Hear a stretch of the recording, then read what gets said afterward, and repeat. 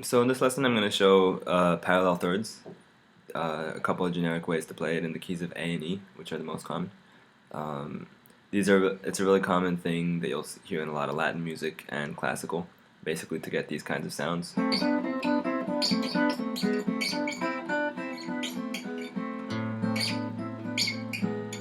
That kind of stuff. So that would be A minor. What parallel thirds means is that you're going in a key and you're always playing each note together with a note that's two above it, right? So you're skipping one and going to the next. So like if you were playing here, you'd be playing A and C, right? And B and D, and C and E, right? And the exact interval is going to change. It could be a major third, so two whole steps at a time, or a minor third, 1.5, depending on where you are in the scale. So I'll start here with the key of A minor. A harmonic minor, basically. The two basic chords we would build off here would be E major and A minor, right? So I'll go with this section. So I'm here on the G string and the B string. So this is the bottom half of the E major chord.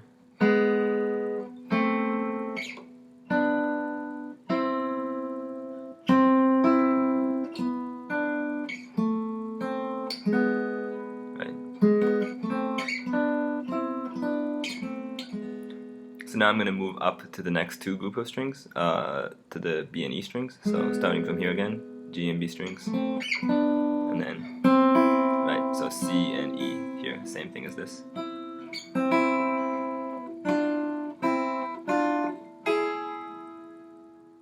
Right, and then here I can just play a full chord to resolve it. So either this all on the 5th fret, or the bottom two, right, open 4th.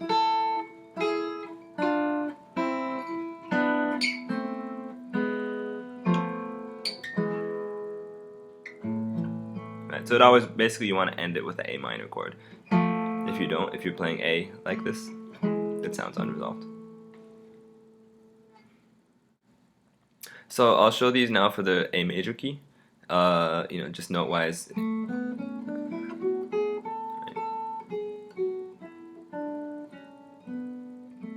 Those are the notes in A major. So again, I'm on the G and B string here.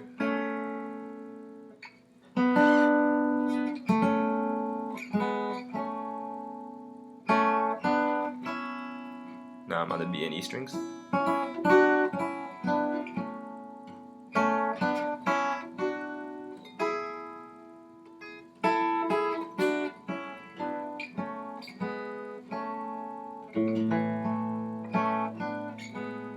Those are the basic notes, right? These are all on either you're doing the G and B strings at the same time, or the B and E strings at the same time, right? Of course, you can also move up.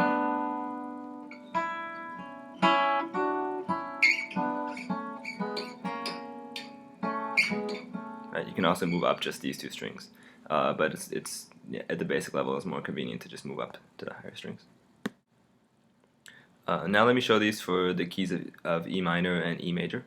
So they're very close. These two keys are only a fourth apart, so they only have one more note difference between them. Right, I'll start with just playing an E minor key.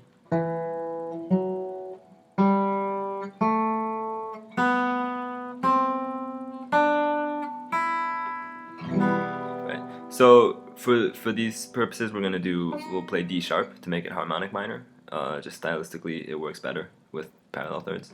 So I'll start from here. Right now I'm using the D string and the G string. So I'm playing E and open G.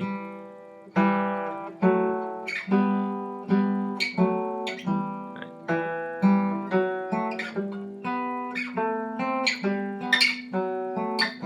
Right.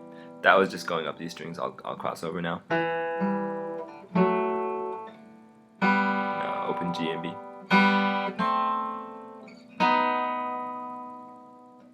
Right. Resolve on the E.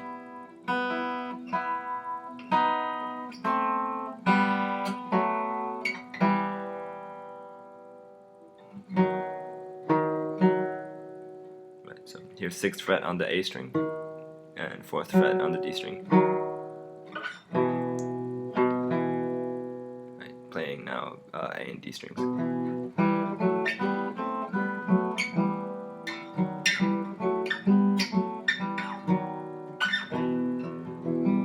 just end it with an E minor. So that's the key of E minor. So now I'll show this in E major. So here's the E major chord, right? Play the scale.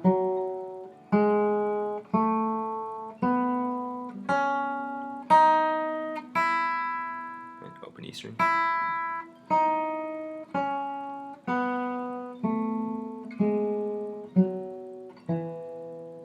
Right. So now I'll start from here. So I'm on the D and G strings. G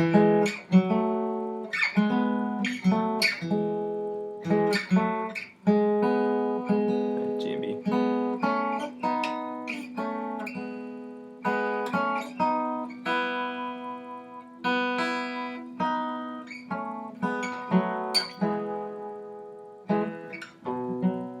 Just playing open fifth here. Or you can do this again.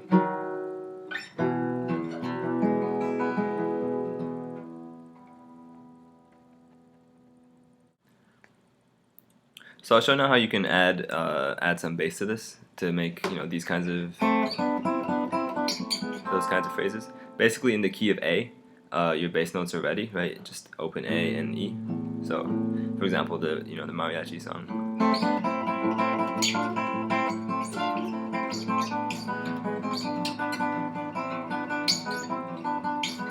Right. Basically, I have one phrase where A is the bass, so that would be like an A minor chord underneath if someone was playing chords, right?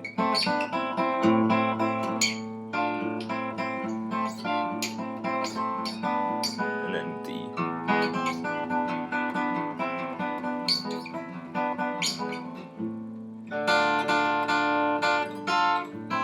Right. Then basically, anytime you're in a melody where the chord is going to go to D minor, you can just do D as the bass.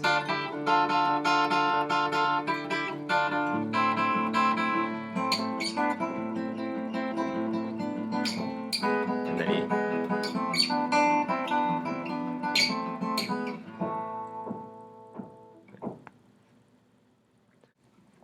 So the chords I showed there apply for A major and A minor. So, for A major you would do the same A, D, E chords.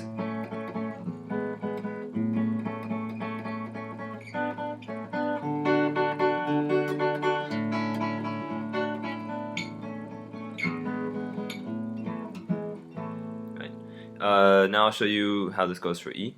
So for E minor and E major, basically the bass notes you're going to use are E, A, and B. So it's just a little bit more tricky because you can't use the open string for one of the bass notes, for the 5 chord basically. So let's say you're in E minor, you would go. Right.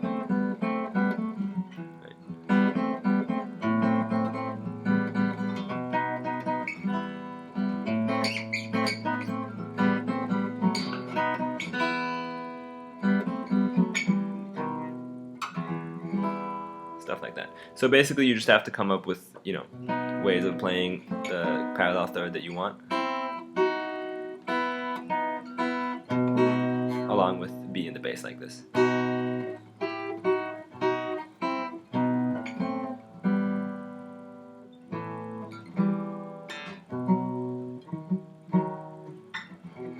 then end on E minor again. And you can do the same thing with E major, so.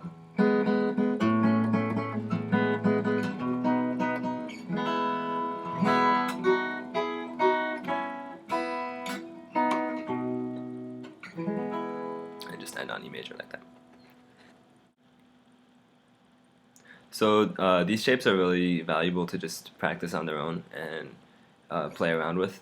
You can get a lot of different melodies out of them. You can also use it to embellish stuff. So anytime you hear something like, you can just make it. Right. You can use it to kind of harmonize stuff without having either just melody or full chords. Also, all of these you can, I didn't show going up all the way to the fretboard, but you can, for any group of 2 strings, you can find how it goes all the way up here, right? And you can also always do parallel sixths, which is the inverse of parallel thirds, so basically putting the high note on the bass. basically, if you know octaves, you would just take the C and put it up there, and then you get these two notes, right, with one string apart. And like all the patterns that you can come up with, basically, they just kind of come out of these basic parallel thirds.